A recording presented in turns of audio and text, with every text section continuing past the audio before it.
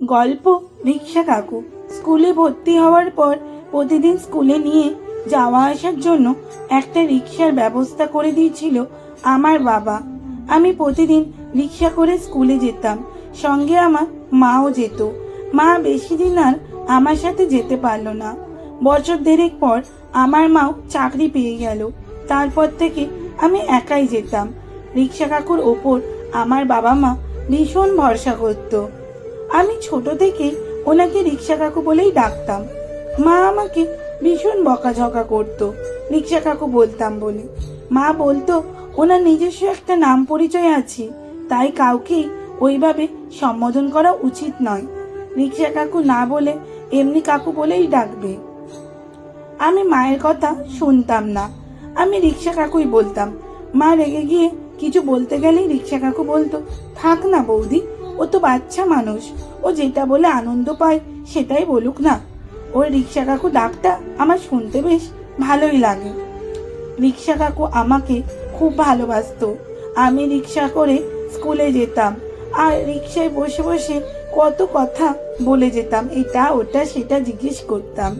কোনোদিন এতটুকুও বিরক্ত হতো না রিক্সা কাকু। মনে আছে একবার জিজ্ঞেস করেছিলাম, তুমি তো বাস চালাতে পারো? রিক্সা কাকু তখন বলেছিল, মানুষ পারে না এমন কোনো কিছুই নেই। তাহলে তুমি এত কষ্ট করে রিক্সা কেন চালাও? তোমার তো পা ব্যথা করে।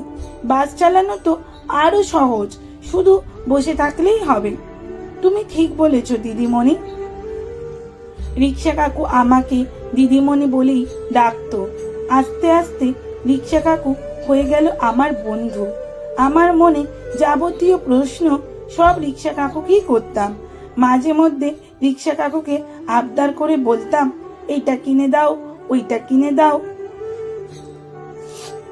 রিক্সা কাকু একবার কিনে দেওয়াতে আমার বাবা রিক্সা কাকুকে খুব বকেছিল, আর কোনোদিনও যেন কিনে না দেয় সেটাও বলে দিয়েছিল।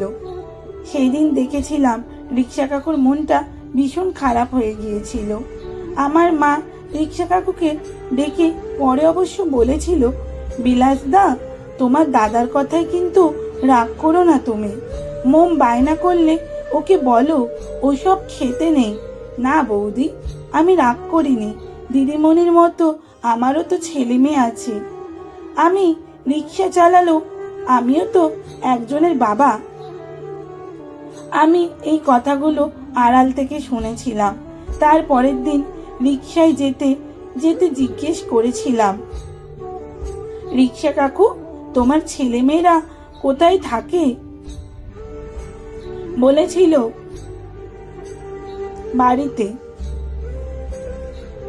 তাহলে ওরা যখন স্কুলে যায় ওদেরকে কে নিয়ে যায়? রিক্সা কাকু সেই দিন বলতে পারেনি কথাটা। কেন পারেনি সেটা আমি সেদিন বুঝতে পারিনি। পরে অনেকবার জিজ্ঞেস করেও কোনো উত্তর পাইনি।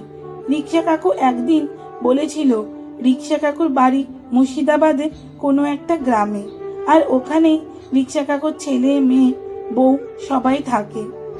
কয়েকদিন আগে কাবুলিওয়ালা গল্পটা পড়তে পড়তে রহমতের মধ্যে রিক্সা কাকুকে খুঁজে পেয়েছিলাম। আমাকে নিজের মেয়ের মতোই ভালোবাসতো রিক্সা কাকু। মনে আছে বৃষ্টির দিনগুলোতে আমি যাতে একটুও ভিজে না যায় সেই চেষ্টা করত।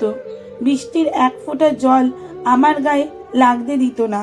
আমি ইচ্ছে করে ভিজতে চাইলে বলতো, দিদিমণি, বৃষ্টির জলে ভিজলে অনেক ওষুধ খেতে হবে, তখন ওষুধ খাবে তো?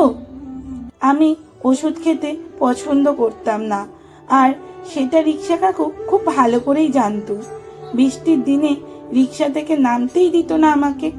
কোলে করে আমাকে রিক্সা থেকে নামিয়ে বাড়ির ভেতরে পৌঁছে দিত। বৃষ্টির দিনগুলো ছিল আমার কাছে খুব আনন্দের দিন। রিক্সা কাকুর কোলে ওঠার সুযোগ হতো ওই দিনগুলোতে। কেন জানি না রিক্সা কাকুর কোলে উঠতে খুব খুব ইচ্ছে হতো। একটা আপনত্বের ছোঁয়া পেতাম আমি। মনে আছে একটা ঘটনা, আমি যখন 4-এ পড়ি, স্কুলে পরীক্ষা চলছে। পরীক্ষার দিনে গুলোতে মা ছুটি নিত আর আমার সঙ্গে যেত। রিক্সা কাকুর রিক্সা থেকে নেমে স্কুলে ঢুকবো তখন এক আন্টির সাথে দেখা। মা বলেছিল প্রণাম করতে। পাশে রিক্সা কাকু দাঁড়িয়েছিল, আমি রিক্সা কাকুকেও প্রণাম করেছিলাম। পরে ওই আন্টি মাকে বলেছিল, তোমার মেয়ে তো রিক্সাওয়ালাকেও প্রণাম করে ফেললো। একজনকে প্রণাম করতে গেলে পাশে যদি অন্য কোনো গুরুজন থাকে তাকেও প্রণাম করতে হয়। এটা আমিই ওকে শিখিয়েছি। সেই দিন রিক্সা কাকু আমাকে অনেক অনেক আশীর্বাদ করেছিল আর বলেছিল, দিদিমণি তুমি অনেক বড় হও, তুমি একদিন বড় স্কুলের দিদিমণি হবে। এইভাবে টানা 6 বছর রিক্সা কাকুই ছিল আমার স্কুলে যাওয়া আসার সঙ্গী। বিনিময়ে সামান্য কিছু টাকা রিক্সা কাকু পেয়েছে, কিন্তু রিক্সা কাকুর থেকে আমি যা পেয়েছি সেটা কোনো টাকার অঙ্কে হিসেব হবে না। প্রাইমারির গণ্ডি পেরিয়ে আমি হাই স্কুলে এলাম। রিক্সা ছেড়ে আমার জন্য ঠিক করা হলো স্কুল বাস। রিক্সা কাকু ছুটি হয়ে গেল, বাবা বলে দিল সামনে মাস থেকে আর রিক্সা লাগবে না, বিলাস মোম এখন বাসে করে স্কুলে যাবে। রিক্সা কাকু এমন কথা শুনে কাঁধ থেকে গামছাটা টেনে নিয়ে কপাল থেকে মুখটা মুছে নিচ্ছিল। জানি না সেদিন মাথার ঘাম মুছে নিয়েছিল নাকি চোখের জল। তারপর থেকে আমি বাসে করে স্কুলে যেতাম। আমি বাসের জানালা দিয়ে দেখতাম রিক্সা কাকু কিছুতেই বাসটাকে ধরতে পারছে না, খুব জোরে পা চালাচ্ছে। রিক্সা কাকু রিক্সায় তখন অন্য যাত্রী না, আমার স্কুল বাসটার সাথে পেরে উঠতে পারেনি রিক্সা কাকু। আমি মনে মনে বলতাম, ঠাকুর রিক্সা কাকু রিক্সাটিকে বাসের সামনে এগিয়ে দাও, রিক্সা কাকু জিতে যাক।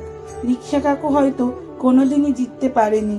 রিক্সা কাকু রিক্সা ছেড়ে দেওয়ার পর আমি দেখতাম রিক্সা কাকু আমাদের বাড়ির সামনে দিয়ে কতবার খালি রিক্সা নিয়ে যাওয়া আসা করেছে। বাড়ির সামনে এসে রিক্সার ভেপুটা বাজিয়েছে জোরে জোরে। কোনো দিন হয়তো রিক্সা কাকুকে দেখে কথাও বলেছি, হয়তো আমার জন্যই এদিকে আসতো। এখন ভাবি রিক্সা কাকুর নামটা কে রেখেছিল? বিলাস, যার নাম তার জীবনে কোনো বিলাসিতার সুযোগই ছিল না। তারপর থেকে কতগুলো বছর কেটে গেছে, আজ আমি অনেক বড় হয়ে গেছি, স্কুলে দিদিমণি হয়েছি। বাড়ি থেকে 1 ঘন্টা রাস্তা জার্নি করে স্কুলে যাই। বাস থেকে নেমে আমি প্রতিদিন রিক্সা করে স্কুলে যাই। আমাকে অনেকেই বলে, কি বোকা তুমি, টোটো করে যেতে পারো তো, সময়টাও কম লাগবে তাহলে। আমি শুধু হাসি, হয়তো ওদের কথাতে আমি বোকা। এখন প্রতিদিন রিক্সা করে স্কুলে যেতে প্রতিনিয়ত মনে পড়ে সেই রিক্সা কাকুর কথা।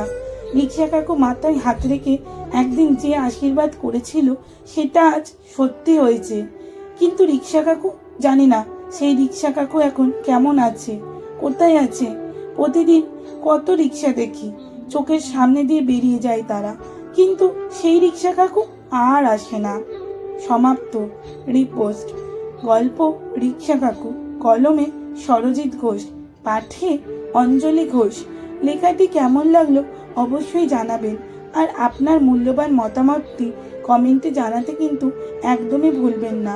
যদি ভালো লেগে থাকে তাহলে লাইক, কমেন্ট ও শেয়ার করার অনুরোধ রইল আপনাদের কাছে। ধন্যবাদ। প্রতিনিয়ত এই ধরনের ভিডিও পেতে আমার পেজটিকে ফলো করে রাখুন, আর ইউটিউব থেকে দেখলে সাবস্ক্রাইব করুন।